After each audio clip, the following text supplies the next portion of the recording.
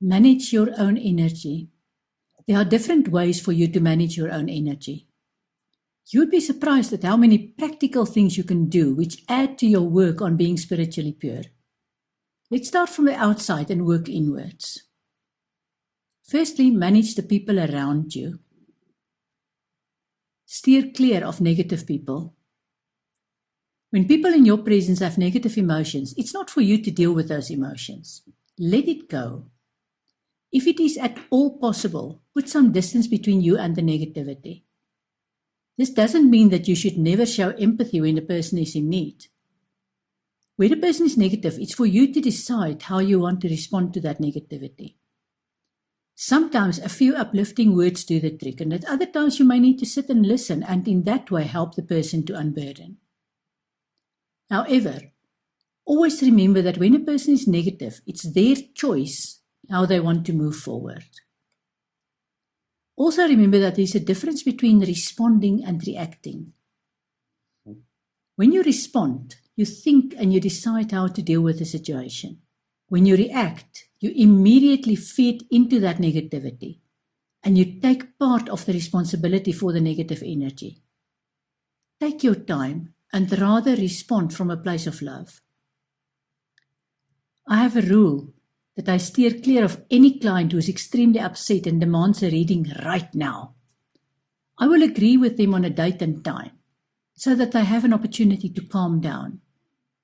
I have control over myself and my environment, and I know how to protect myself against the energy coming from someone who is that upset. I personally find it much easier to give a person space to calm down before I do a reading. When I do a reading, Spirit gets to the point within seconds, and I don't need to ask questions before I deliver the message. This doesn't make me heartless. I've had to step in on a few occasions where I strongly felt that the person was suicidal, and my response was to get practical help for that person in that situation. Any spiritual guidance that followed was without bias or judgment. And I'm grateful to Spirit that I could help these people. You also need to keep in mind that it's not our responsibility to fix another person.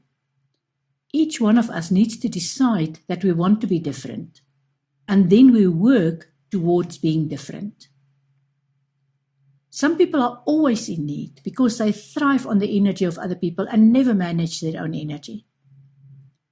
You always feel drained when you are in their company, and their sadness or anger or resentment is so ingrained that they don't want to deal with it.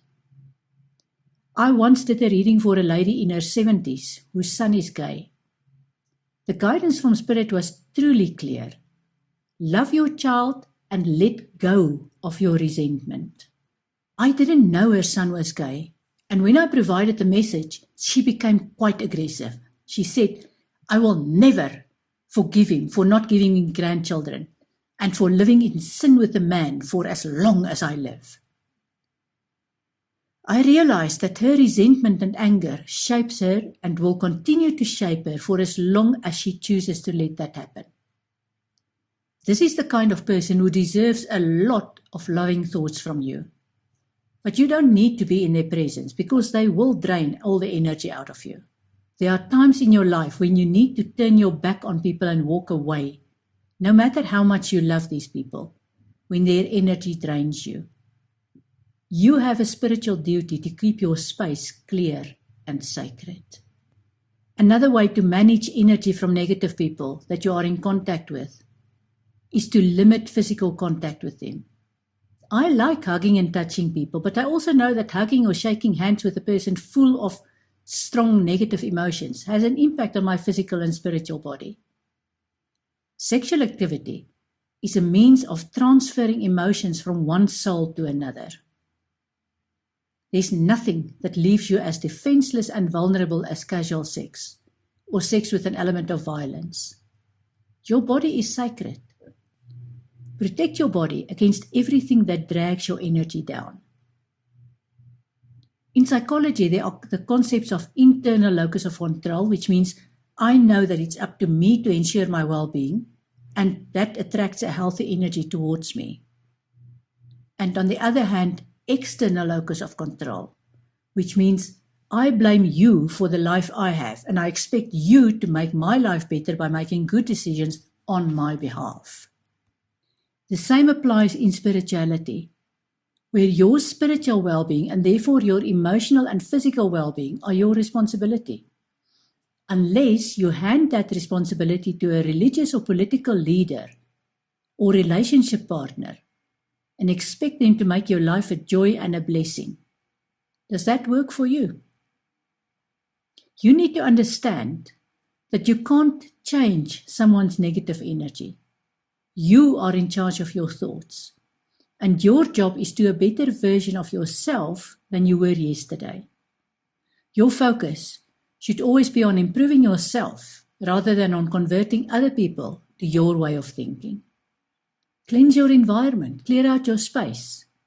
Look around you. Is there clutter that needs to be cleared away? Imagine clean, pure energy flowing into and through your house. Where will the energy get stuck? What can you get rid of because you never use it? When we discuss spiritual law in another module, you will learn about the law of attachment. What are you attached to? If you want to be more aware of your intuitive side, then you need to clear out your physical space. Follow this simple rule. There's a place for everything, and everything is in its place. It's true that your physical space reflects what is in your spiritual life. It's also the other way around. What is happening in your spiritual life reflects in your physical space. If you consciously focus on getting rid of junk around you and organizing things so that your space is neat and tidy, your mindset changes and you're in a better position to create the future. What are you hoarding for one day when I need it? Do you believe in plenty rather than quality? How about keeping one of those items and getting rid of the extra baggage you carry? Part of believing in abundance and attracting abundance to you is that you trust you will receive what you need. Yes, there's also a place for what you want, but not if your wanting makes you attached to things. There's nothing wrong with, for example, driving a beautiful car because it gives you joy. But if you drive a beautiful car because you want to show off or to be one up on the neighbors, you may want to rethink why you want that car. And give me one reason for driving 7 beautiful cars at the same time.